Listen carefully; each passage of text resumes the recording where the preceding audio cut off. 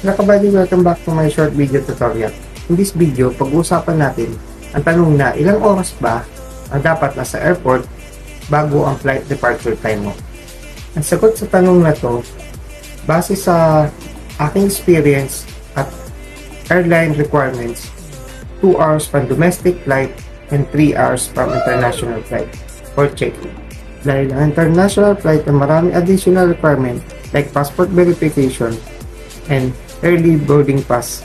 Meron itong 15 to 30 minutes boarding pass na mas maaga dahil maraming pasahero ito at malalaki ang eroplano ng international. At ang domestic flight naman ay may konting requirement para sa kanilang process verification dahil malapit lang at maliliit lang ang kanilang eroplano na ginagamit.